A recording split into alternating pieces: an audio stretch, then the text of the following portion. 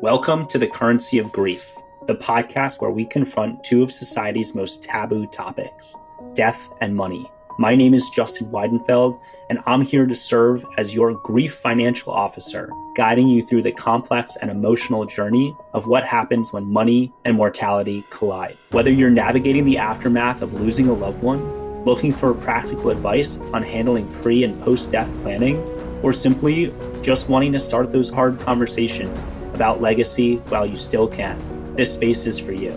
Together, we'll hear real-life stories from real-life people who have navigated the intersection of grief and money and come out the other side.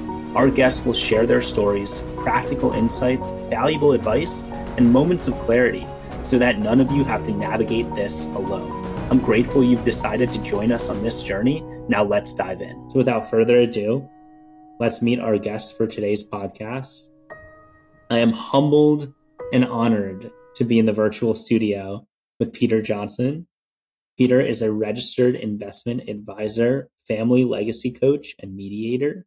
I was introduced to Peter through Emily Bouchard, a friend of the podcast, for hosting and creating family nature retreats.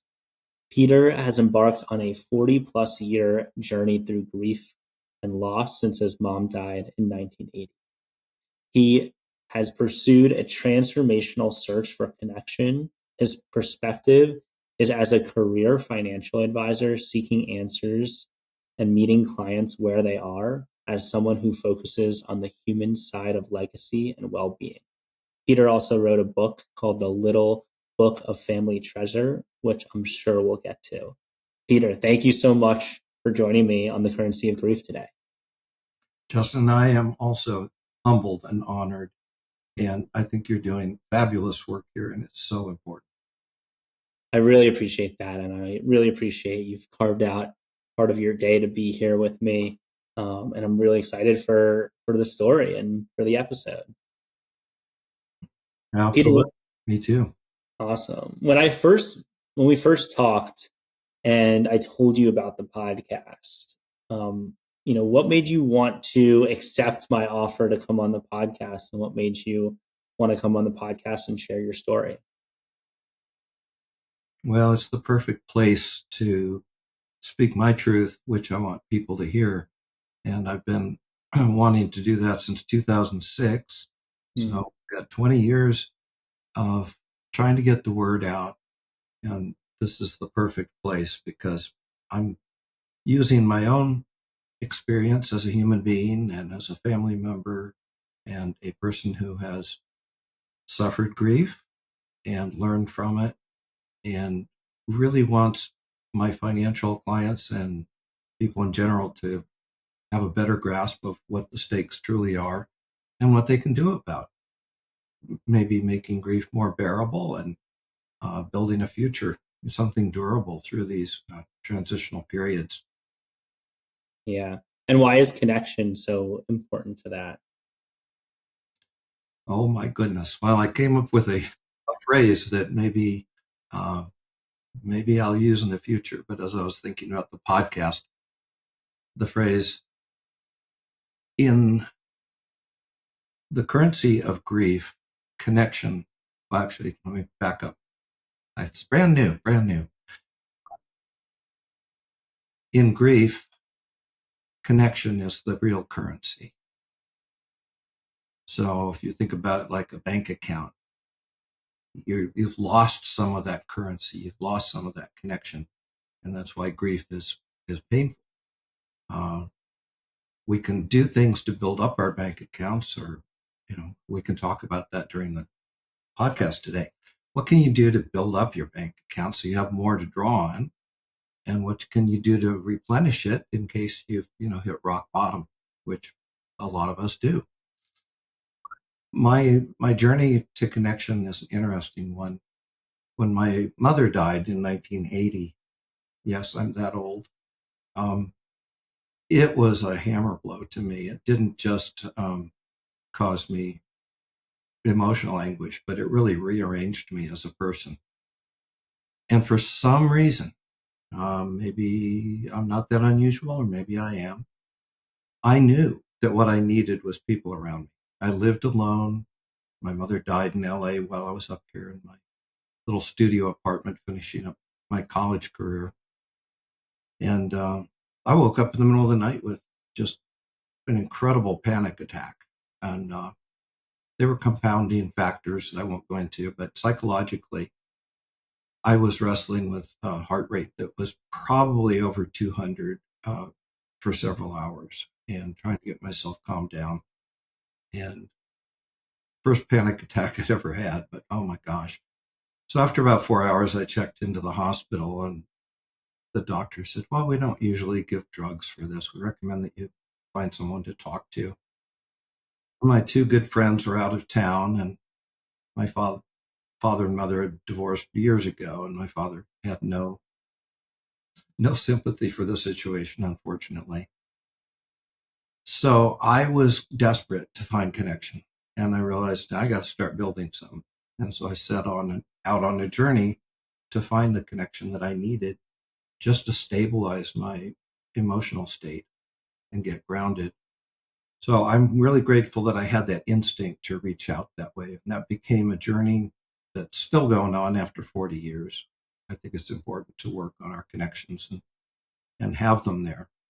And there were financial issues that came up as well. And I wound up going to court against my brother and had several major mistakes in the family around money, even though it seemed like things were done correctly. My mother had a good estate plan in place legally, but she had unfortunately kind of not helped us as people prepare for her demise. She was young though, so can't blame her for that. She was 53.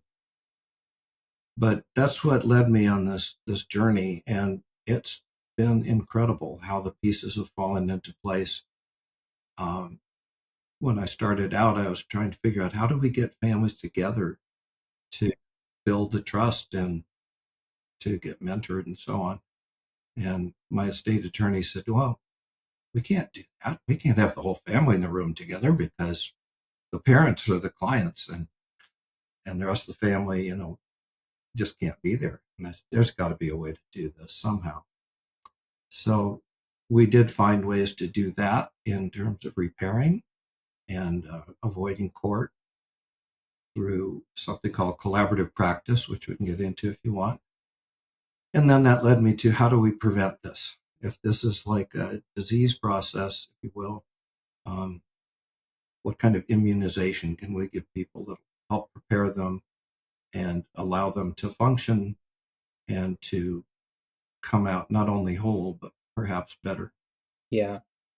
Well, thank you so much for sharing your story. I love at the beginning when you made the analogy of in grief, connection is the real currency. When you lose someone that you love, you lose a part of you lose part of that connection, and you got to build it back in some way, shape, or form. And that is one of the many missions of this podcast, is to build connection and under, allow our listeners to understand that you're not alone if you are going through grief and a money fiasco or whatever it may be.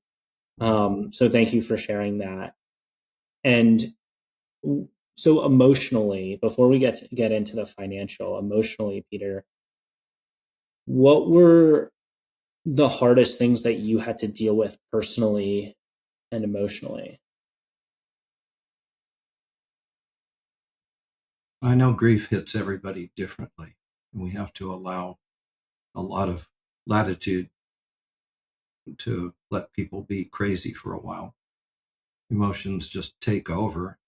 I'm so glad you addressed this part of it, because this is a real experience that people go through, and people need to know they're not alone in their bizarre and maybe uncharted territory that they're going through emotionally. My challenge was anxiety. The anxiety was so bad that first night, and I lived the next few years, trying to deal with anxiety, which spread to other parts of my life. I became afraid of flying. I didn't want to go too far from home. It gradually was making my life smaller and smaller.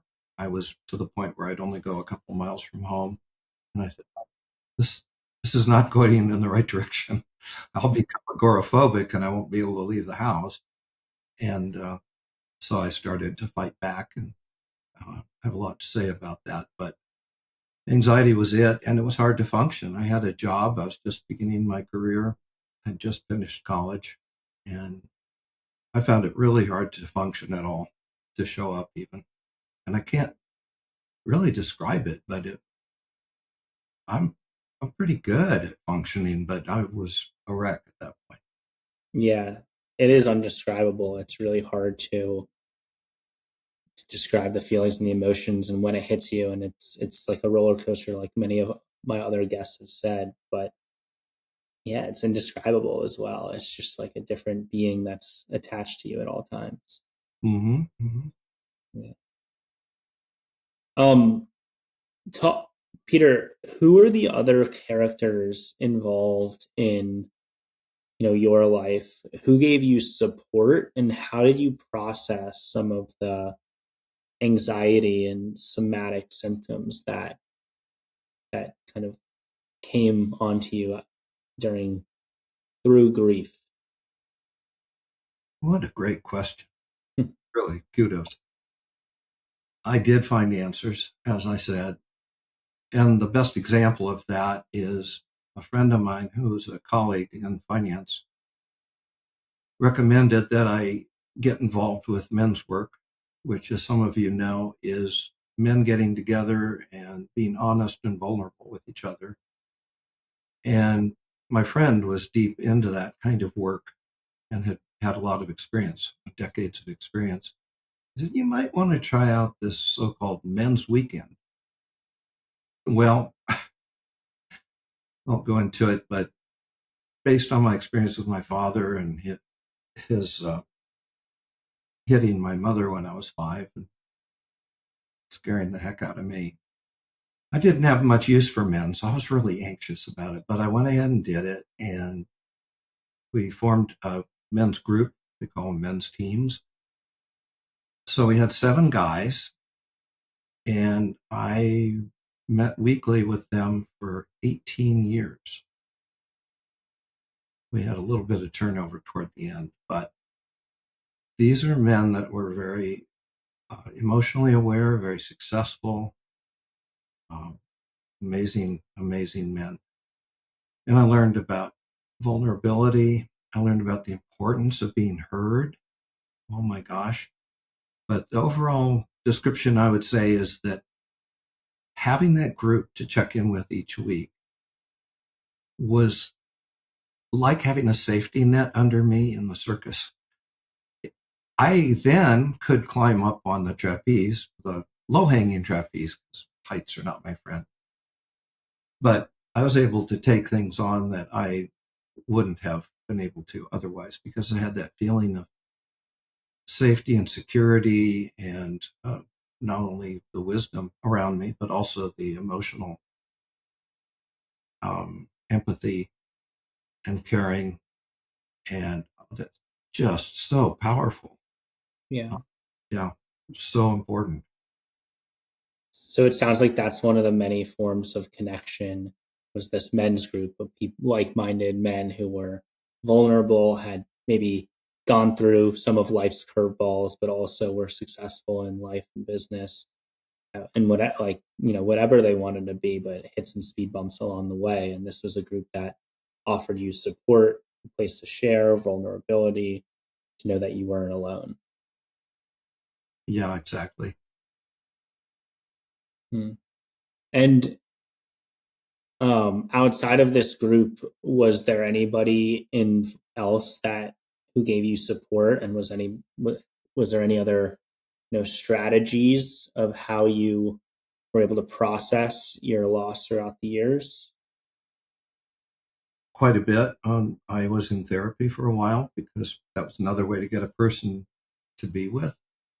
Um, with the men's group, I didn't have to pay for it, so that was cool. And it was several men, so you get more input. Yeah. The journey led me to doing mediation work around families with conflict and keeping them out of court. And luckily, I fell in with collaborative practice. A lot of people know about it as it's applied to divorce, but it's a multidisciplinary team mediation. And I was invited really by one of the progenitors or one of the creators of that worldwide movement to start this work with trust and estates and families.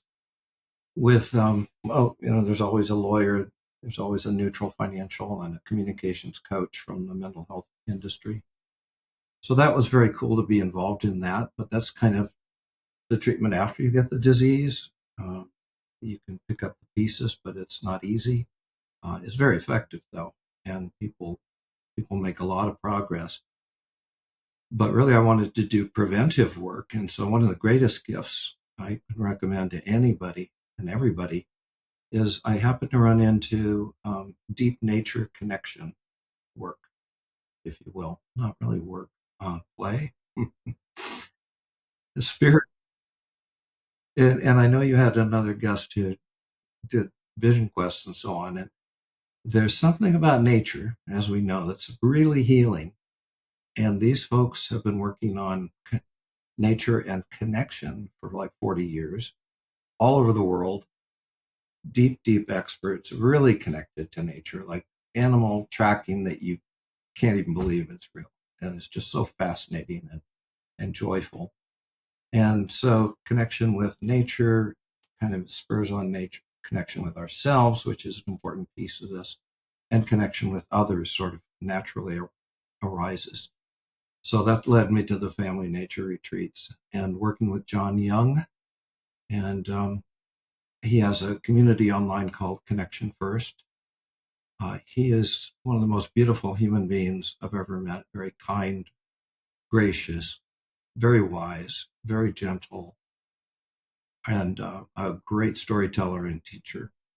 And so that kind of connection work spills over into all kinds of connections in our lives. That's great. Yeah, you kind of stole my question a little bit, which is great. So would you say that nature was the moment where everything shifted for you? Things shifted 3 times, basically. Here I am doing financial planning for work and really walking by my client's side. It's not like I just manage a portfolio. Yeah.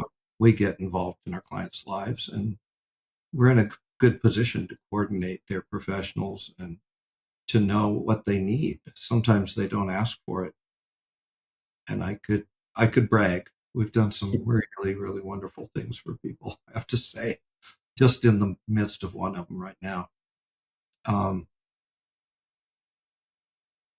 But where are we going with this question? Yeah, there were 3 times where things Oh, shifted for you, and one was in your financial advisory career. the first thing that pivoted me was reading a book called Preparing Heirs.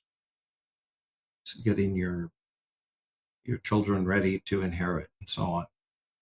And the book kept recommending not only conversations, but mentoring kids and preparing the heirs. Like if you give a Ferrari to someone who hasn't had driver's training lessons, probably going to be a disaster. A lot of money to a kid who's 21. I had that experience too. We won't go into it, but it didn't help me because I had no context. I had no meaning. I had no training at all. It was like a lot of money in the bank, and I could say no to things I didn't want to do. So I basically became a hermit and delayed my life a little bit. But so that was a turning point when I read this book. And I thought, with our family and our conflict, and the last time I saw my brother was in court fighting over our mother's estate 40 years ago, still true. If we'd had a little bit of mentoring, this whole thing could have been completely different. Not even a lot of mentoring, but at least we would have understood the values behind the decisions that were made, and therefore could have talked sense into family members running amok, which they did. So that was the first turning point, is geez, we need to have family conversations around money and around estates and values. And the second turning point was when Nancy Ross of Collaborative Practice reached out to me and said she'd wanted me to be the co-chair of the new committee on trusts and estates, and using the system that I had heard about for a long time, keeping families out of court, keeping costs down, and having durable solutions. So I thought, well, now that's what my whole life has been about, this arc of 50 years and becoming a financial student and all those things.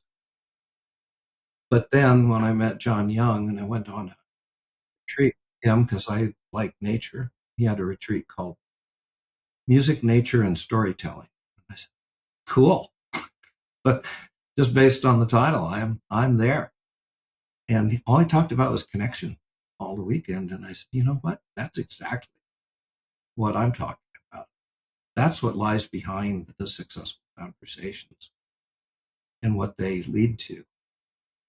And he and I started working on family nature retreats at that point. So the book, the collaborative practice for the repair or uh, the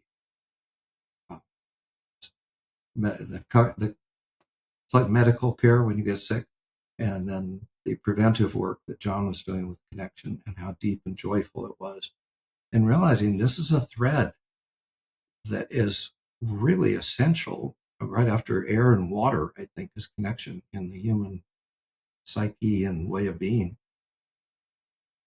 And people really are not well trained in it, or we don't have good examples of people who are well connected. And now we see society being ripped apart by the opposite of it, the fear, the isolation, bad news, secrecy, lies. But I think through this work, people become stronger in their own lives. Their family prospers. It's great for your money situation. Fantastic for that. It's not just education, but it's learning how to deal with people, which is where all the action is. And it's good for communities and good for the planet. We can become little beacons of light because once we're blessed, I don't think we can. I don't think we can resist being blessings to others. So I'm talking a lot. Ask me more questions. You're good. Yeah, no, that was super insightful, and I really appreciate you reflecting on your journey and understanding the three shifts that happened in your life. I appreciate it. Now, talk about reflecting. Let's go back to 1980 and talk about what were the first things that, maybe the first steps or immediate action items that you needed to do that happened when your mom died. I was fortunate in the sense that my mother had two trustees nominated in her estate plan.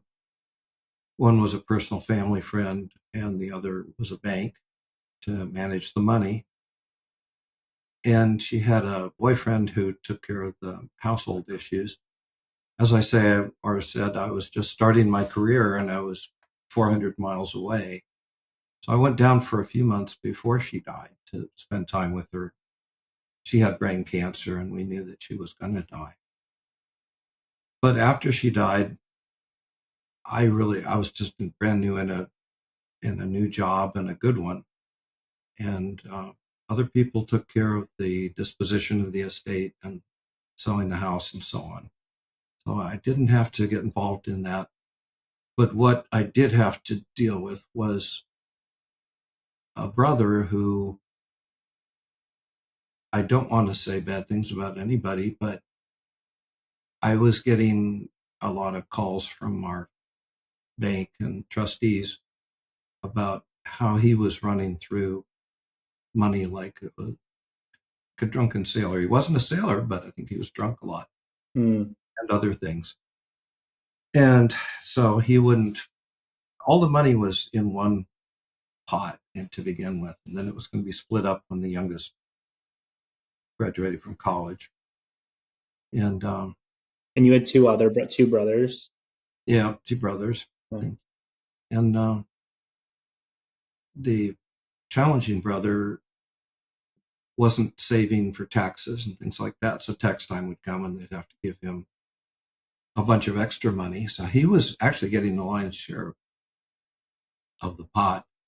I wanted to protect our younger brother, and I was just irritated because I worked hard to get to where I was and get a good job, and I was being responsible, and I was getting not rewarded for it. I was getting penalized for it, basically, and it was irritating just to hear the stories and how it was kind of disrespectful of our mother.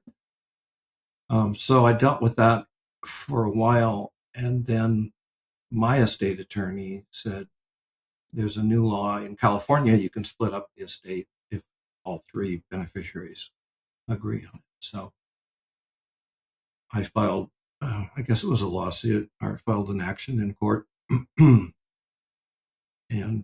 we got it split up. And yeah, man, you don't want to go to court. You just do not want to go to court for anything. But we did get it split up, and that was the last time I saw him was in the court, about yeah. 1982. So, Peter, talk about you mentioned getting penalized. If you don't mind diving a little bit into, your financial situation as a young 20-year-old, and then, why were you getting penalized for the actions of your brother? From a listener's perspective, why would that happen today? Well, I realized when I said it, it was kind of not totally clear. It wasn't that I was being penalized, but he was being rewarded financially for being irresponsible. So he was taking like more money out of. So that maybe was there like one trust that the three of you were the beneficiaries of, and he was taking money out because he needed it for, his lifestyle, his actions. The taxes that weren't Yeah. paid, and then he wanted to get married and wanted $50,000 for a wedding, and Mhm.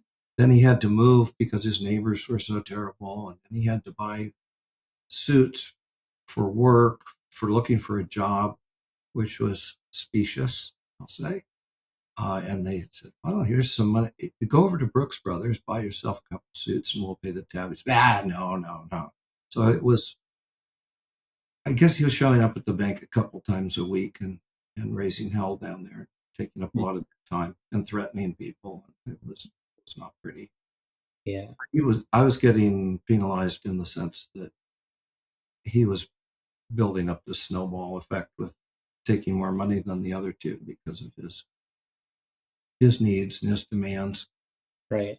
And from your work, and also anybody who's been in this experience, you want to have a good relationship with the people who are, maybe safeguarding your money, the bankers, everybody, because there's a little bit of, if you scratch their back, they'll scratch yours, and the process is already hard enough, and so you want them to go to bat internally for you instead of, if you walk through the door and you have a grumpy attitude, um, they may turn away or not want to help you as much. Grumpy attitude is putting it very genteelly. I went to the bank yesterday and had a grumpy attitude, so I'm adding myself. Well, this was much more extreme. For sure. Um, Unfortunately, a good attitude and good relationship didn't help me with the bank because they had to do what they had to do. I mean, they couldn't allow him to wind up on the street, although he did, I think, more than once. Um, so they just had to keep bailing him out, and he was there, like I said, a couple times a week in person, um, being very unpleasant with them. So and when we got it split up, at least his problems were his and mine were mine. But if you take a person who's really using and deep into their addictions and they don't have medical insurance, that those kinds of things are driving me crazy. That it was all one pot of money at that point. So I'm glad the law changed. I'm glad we got that straightened out. Yeah. So talk about now the split. You mentioned earlier you received some money at 21 years old. Same.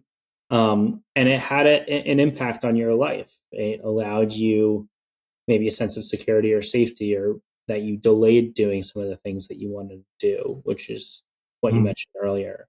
Can you describe what, receiving money at 21 meant for you in your life and the impact it had? Mhm. How personal and vulnerable do we want to get today? Mm-hmm. There were And two. we can go in a different direction if you'd like. No, that's okay. That's okay. I kind of believe in being vulnerable and telling the truth about things. Um, yeah, I got a chunk of money when I was 21, and my hardworking, grew up on a farm in South Dakota father was like, well, here's a job at a cannery somewhere for $4 an hour. And I said, yeah, see you later, old man. That's crazy. I'm not doing that. And actually, I just wound up being a co-renter with a friend of mine in a pretty plush set of digs in Pacific Palisades with a view of the ocean and the canyon there. And yeah, I didn't work. I didn't go to school. Still dabbling with music. I'd been in a band which had some success.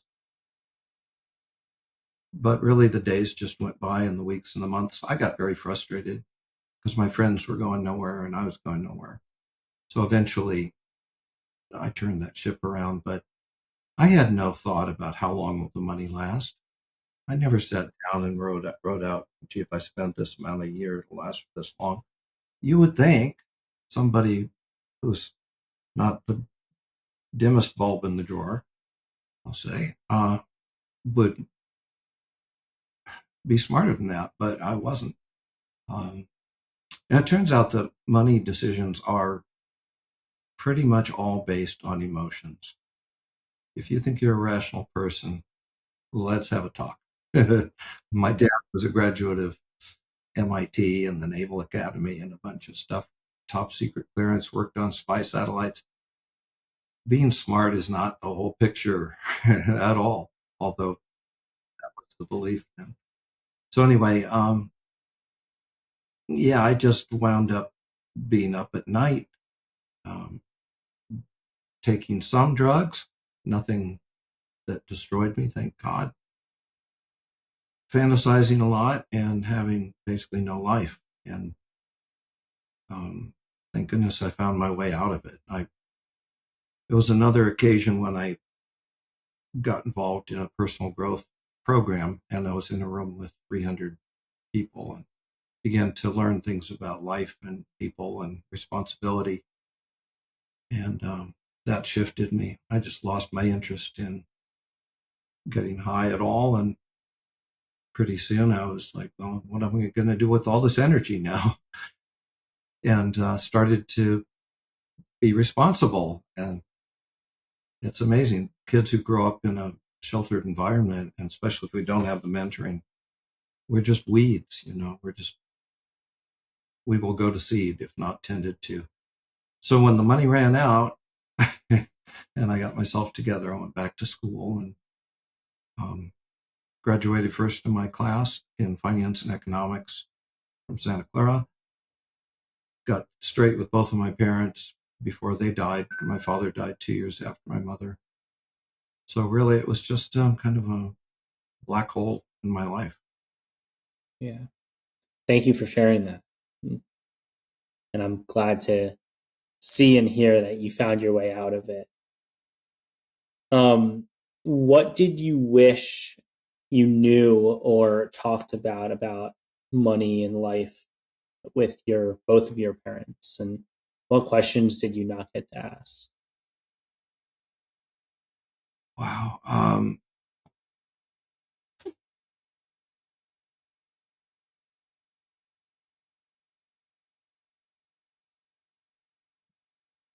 I wish that I'd had some mentoring around money. It turns out because we're not really intellectual creatures, having financial literacy doesn't really move the needle. It has to be something that we develop skills with. We have to practice. We have to be allowed to fail. We have to be encouraged. We have to be asked the right questions to begin to look at the areas that are important. I wish, that's in the training and the experiential part, and we can build that into estate plans. There's great ways to do it. We had no particular plans for that. We had the legal documents, but we didn't have the human side of it taken care of. I wish I'd known about the importance of connection and diversifying my connections before my main support people passed away, and suddenly I didn't have a family. It would have started earlier on my search, and I would have been more confident as a person, But I did find what I needed, but I had to go through that period of awful loss and connection poverty before I got to it. I think there were some other things I may have jotted down in our pre-notes about that. But Yeah, go for it. Is there anything, specific, and or like questions that you didn't get to ask? If not, I mean, it sounds like what you said earlier really stuck with me, which was a good estate plan legally, is important, but you still felt unprepared and you wanted a little bit more mentoring around monies. It's something, it sounds like, that you feel like we all need to practice, which I I completely agree. It's not just like, hey, it's a multiple choice test, let's move on. It's like pitching a baseball. The first time you throw a baseball to a catcher 60 feet away, you're probably not going to throw a strike. You got to do it over and over and over again to actually get good at pitching or hitting a baseball. similarly, to become good with relationships, we have to actually engage with real people. It's nice to read a book, and it may inspire us, and it may lead to some kind of growth. But experience in the real world with real people is what builds our neurobiology, because we shift. This is transformational work. You're going to be transformed by grief, but it may be sort of random with a lot of painful missteps. With a little bit of coaching and maybe outside party working with your family, they can bring objectivity. They can set the example of listening to everybody, and they themselves have a certain presence and groundedness if they've been through it themselves and practiced and trained and worked with people. We bring a presence to it, and this is why, at least for the time being, AI is not going to replace these jobs.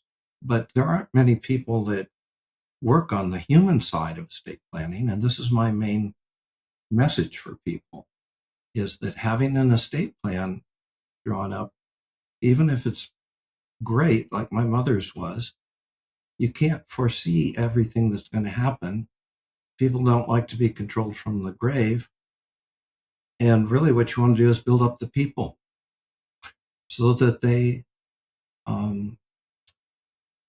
have resilience, and so that they have agency, and they know how to step up and run their lives, and they know how to talk to each other. If you have an estate plan, you think about it. You've set up the way things you think should work, or the way you want them to work, but you haven't told anybody about it. It's all in secrecy. And all of a sudden, when you die, they get, here's the plan, but no rationale behind it, even, unless somebody's thoughtful. And that can cause problems that go on for years or even intergenerationally. It causes trauma. The interpretation of, why did Dad do that? He didn't make the estate equal. Why didn't he do that? Should we be following the trust as he wrote it? Mom doesn't agree with it. And we got to figure out how to tone down the amount of anxiety and attacks that have been going on, and why people wind up alienated. We lose our relationships and we lose our money. So that's my message: is this is you're walking down a path that for many, maybe most, is going to not work the way you think it's going to. And you need to have conversations with the family. You need to talk about values. But guess what? This connection work, this building trust and safety, which is number one, this is something that benefits you while you're alive. And when your family has to take care of you, let's say you're an invalid at home or something, you don't want the fights to be starting then. And you don't want your family to fight later, or to feel people don't feel like they're included. So you're going to have many, if not most, estate plans fail because they don't address the human side. Estate attorneys don't want to get in the middle of conflict, so they're not going to actually be able to offer much if you do have conflict going on while you're drafting your estate. They are paid by the hour, and people don't want to pay a lot, so they're not really going to spend time coaching you through it, and they're not prepared for that. So I think families who are looking at potential risk in terms of loss of money or relationships, or going to court, or if they have a lot of money, probably need to have a plan for talking to each other and call on help, because there are people who know the territory and they care about other people. That's why we do this work. We care about it in our lives, and you want to connect with people who are good at connection, if you will. Yeah. I couldn't have said it better myself, so I'm just going to let you like, I just love the way you mentioned building up the people. If everything's in secret until you're grieving at your lowest low, then all of a sudden you find out X, Y, or Z. I say this on almost every podcast. Your brain is in the right place, and you may have uncertainty. What did dad mean by this? Trauma around the decisions, unless you have practiced it and you have been built up by the people who have come before you. And so it's really important, and I love the way you said it. What role, if you had the family communication in your family, what do you think, how do you think it would have played out differently?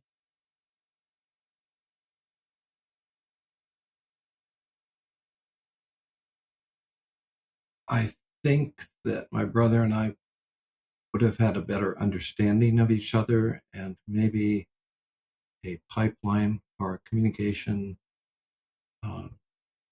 a basic level of communication where we felt safe. I didn't feel safe because he, from what I heard third hand, a lot of people warned me about him, and he had threatened people. I'd heard some of the threats. Some of them were much worse. And I knew that he wasn't really in his right mind with his addictions. And so I never wanted to take the risk to be in touch. It's just way too risky. And we had no history to draw on of being able to talk to each other. No connection. You didn't practice it. It Yeah. wasn't spoken.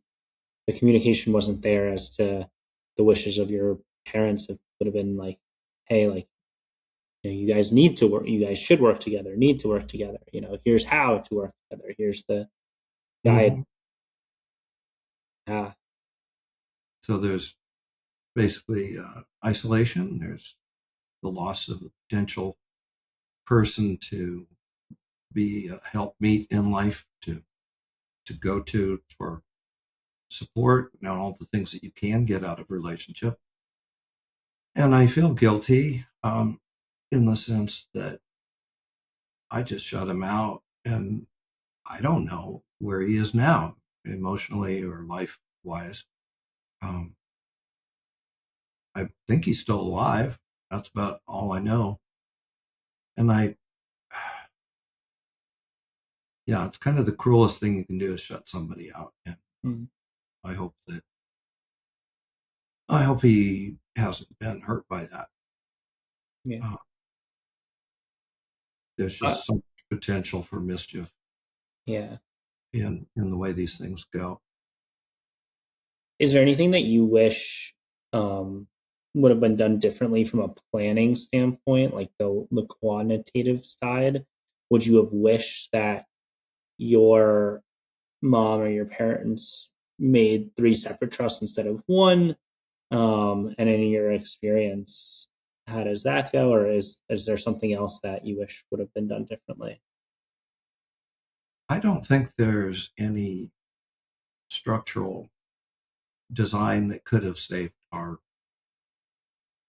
family situation, because if you'd made three trusts, then uh, if the youngest runs out of money, and the other two still have money, then the youngest doesn't get education. So I think education was key, but it wasn't spelled out. It was just one of these, well, we use this approach in estate planning where we wait till the youngest is 24, presumably out of college.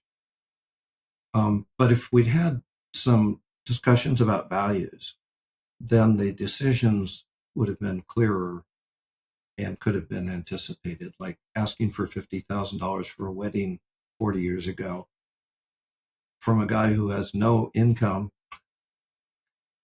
Maybe that's a little exorbitant. And what about education? Or I don't think it should be spelled out. If you do this, then you get that. Incentive trusts are not that great. But I think if we'd had some discussions about family values, I could have come back and said, well, it really wasn't about just getting money. It was about, we were supposed to learn how to work, how to save, um, and the education was a big piece of it, whatever the values were. But we didn't have the values conversations, and we never had that training. So Yeah. The values are super important because what does the money mean to you? How is it represented? And when you lose a parent in their 50s and you're in your 20s, you haven't fully developed that muscle and you miss out on a number of years of seeing them and their relationship to money. So, you know, that makes it the communication even more important. And then furthermore, the other thing that I wanted to mention is, $50,000 for a wedding in 1980, 1985 was probably one heck of an amount. It's a lot today, but it doesn't get you as far as all my friends who are getting married know. Um, but I thought that was really funny. Um, One of the things that I struggle with is personally in my practice is focusing too much on the qualitative, not as much on the quantitative. But I feel like the majority of advisors, or as you mentioned, attorneys, they don't want to get in the middle of the qualitative. They want to focus on the structural. They want to focus on the administrative. They want to take their hourly wage and move on to the next client. How do you balance qualitative work, values conversations, communication as a family? Who is this person versus the quantitative side in your planning practice and in your life? in our mediation work, we take time to get to know each person individually first. We do get into the qualitative side primarily, at least at the beginning, because we want to have conversations. We want the family to feel safe. We want them to be able to control the conversation and set their own standards for meeting, for example, what's allowable and what isn't. But we talk about, what are your concerns? What are your hopes? What do you think other members of the family think of you? Questions of that nature. And we write them down, we summarize them, and eventually we bring the whole family together, and each person gets to tell their story and really recap those questions with the others. So it gets very personal about what they like, what they don't like, and what their concerns are, and how they think others think about them, and then go around the room. And that definitely breaks the ice on the emotional side. And when you get to a point where people are saying, oh, I didn't know that was going on for you. I thought you just didn't care. You know, at that point, there's often apologies and tears and hugs, even people who've been estranged. It's miraculous. We are designed for connection. And when we take away the barriers, some of them, all of a sudden, like, the floodgates open. In most cases, there's people who just don't ever want to have anything to do with the others. They want to hurt the Right. others. There's always Well, that. I think there's a lot of people that come to us or just say, "Hey, like I need a will, I need a trust, like put it in place, let's go." But they don't understand the qualitative side. Or like, "Hey, you're a financial advisor, manage my investments, like highest Mm-hmm. maximum return, all of that." So when does the quantitative side come into play? Because they are coming to you for X, but Mm-hmm. Mm-hmm. why is what's really, as you say, breaking the ice or bringing out the emotions. That's right. People don't know it, but the image in my mind, and I hate to be graphic or crude, I feel like people going through the regular estate planning process and being responsible and being good and doing everything that we think you're supposed to do. They go and get the will and the trust drawn up. It's not a complete picture, as we've talked about. What they don't know is the family's headed to the slaughterhouse. They're quietly going down between whatever the things the cows walk between the fences, and boom, once somebody dies, you can't go back and get their story and the meaning behind this. You can't make adjustments over time. People change and situations change. And I think people need to know that they are headed for big problems, probably, or they're at the very least missing out on opportunities. And that's what I'm trying to do in my book, is bring out the human side of estate and legacy planning. That's why I called it the little book of family treasures. There's a treasure that's waiting to be discovered and opened, like just within touch, basically, but it's sort of invisible. People don't know what the riches of connection are, because we don't get to experience it as much as would be really healthy. So once we get that established, people feel safe, and then we start to look at the concerns again. We look at helping the family, facilitating a conversation that leads to a structure, that leads to solutions that then the estate attorney can implement. We usually have attorneys involved in the process, and they may have ideas. But the last family I worked with, multiple hundreds of millions, they figured it out themselves. Actually, I think the night before, Nancy Ross and I had come to some conclusions about what would probably work, and I think they chose the same route that we were thinking of. But they figured it out. What does that do? That says in the future, when they have a conflict, they already have a record of working it out together. how much more likely are they to be able to just work it out themselves in the future once they've established that groove in the road or whatever? But we get down to the suggestions and so on as part of it, um, and just checking out the potential solutions to see if there's any flaws in them or any gotchas. And we try to look at every person's interests. They may have a position of, let's keep the house, and others want to sell the house. It's like, why do you want to keep the house? Well, I want to honor mom and dad. Oh, you want to? Oh, that's really a worthwhile, noble kind of sentiment. Um, that's a good point. We'll find, let's look for a way to do it. And then that divisive one, the one who's got his own idea of keeping the house, actually, this is a real life situation, said, oh, well, um, now that we've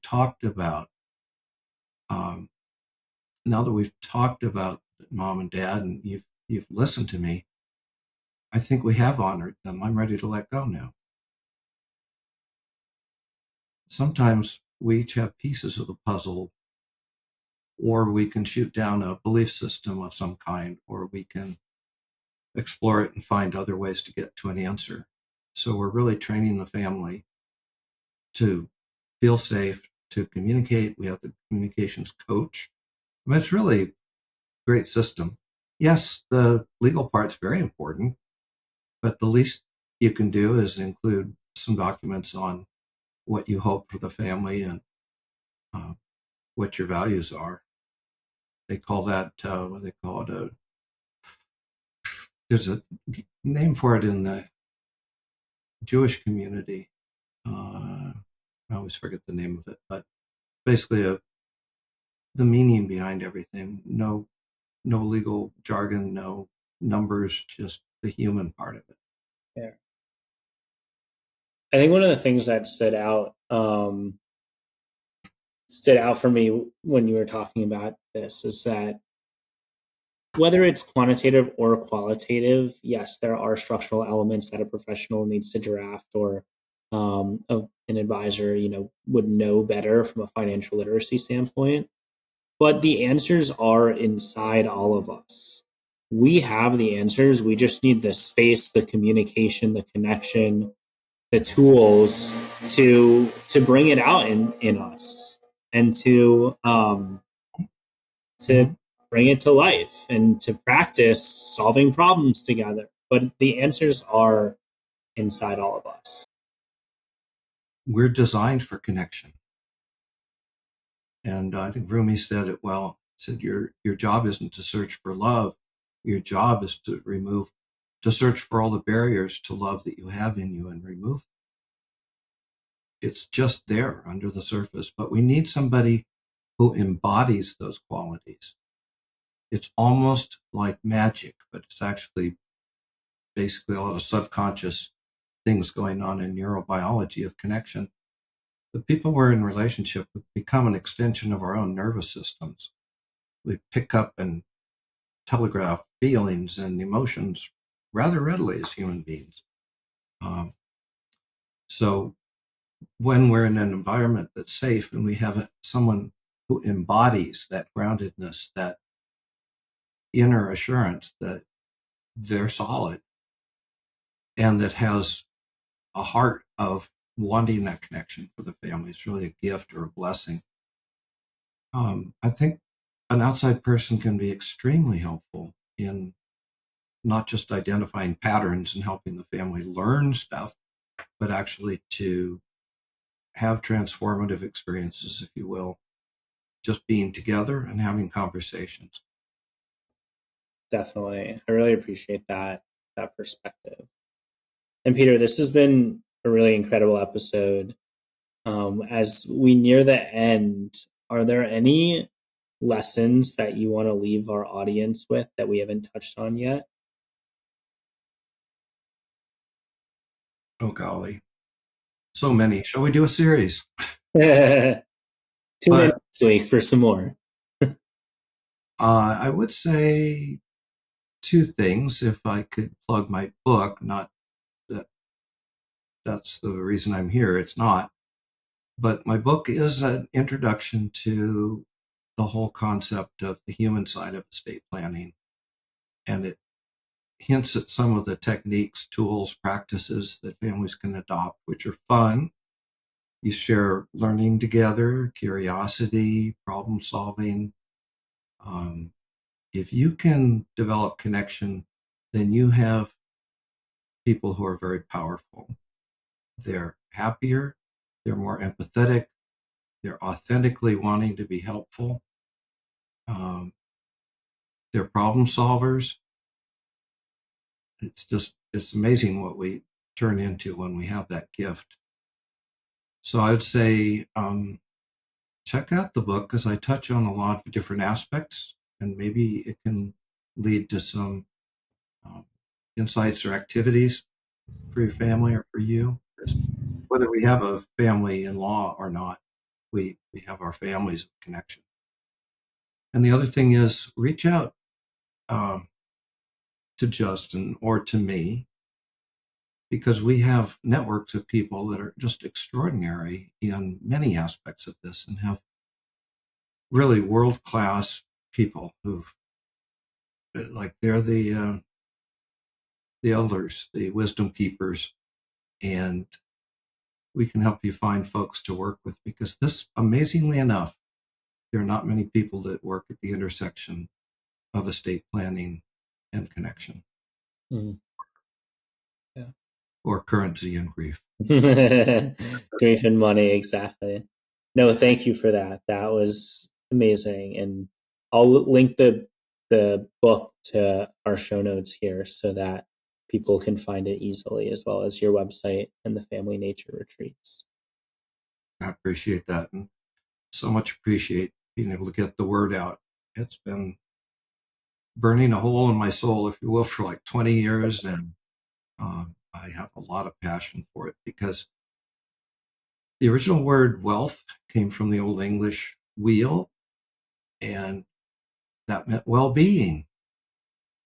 If we're well in all these aspects, mental health, physical health, uh, some facility with relationships, we can create the world we want to create, and we can help each other, and we're much more likely to. But somebody's got to break the ice. Yeah. Well, cool. I'm excited to give it a listen and promote it. And it seems like, based on our last conversation as well, this has helping families live and find their true wealth has been is your mission for your entire career, it sounds like, and what continues to drive you. So thank you for that and putting that gift into the world. Thank you. It's such an honor to be here. And I said it before, but I'll say it again. You're doing a fabulous job with a topic that it's not even on people's radar. That tells you something. Yeah. So thank you for the Eat, work. sleep, work, repeat. It's worth repeating. Yeah. So, Peter, this is our final question. I want you to think about, pretend there's somebody listening who in the next couple of years is going to lose both parents, have a difficult relationship with a sibling, and undergo the same longing and search that you have in trying to find connection and through the midst of grief. Are there any grief mantras or words of wisdom that you'd like to leave or tell that person?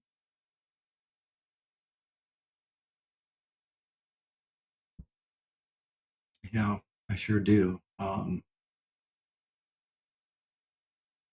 Don't judge yourself harshly. There's depths of our spirits that we only plumb in crisis. And we don't know what we're dealing with till we get there. And all kinds of emotions are happening. We're very dysregulated emotionally when we have grief situation. So be gentle with yourself, take care of yourself. I'm going to send you, Justin, a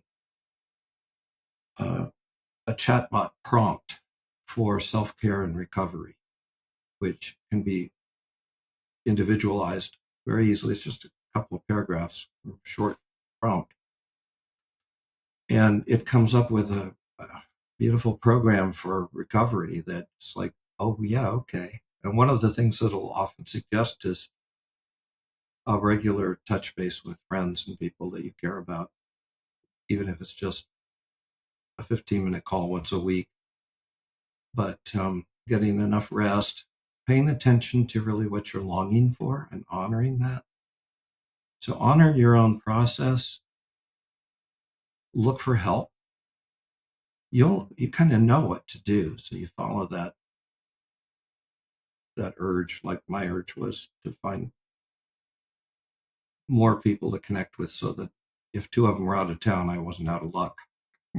So that's what I would say. Yeah, thank you for that. I love that. Pay attention to what you're truly longing for. Find, reflect on that, and then don't be afraid to go get it, and be patient with yourself. I love it. I love the way you paraphrase what I say. Sounds simpler than it actually is, but I appreciate that. At least pointer. There's a landmark out there somewhere. Yeah, North Star. Well, Peter, thank you so much for your time and your insights and sharing your story today on the Currency of Grief. I truly wish everyone well. I wish you guys love and connection and peace of mind. Appreciate that. Thank you so much. And podcast family, thank you so much for tuning in to another episode of the Currency of Grief. Don't forget, it's a great day to have a great day. So go have a great day. And we'll see you next time.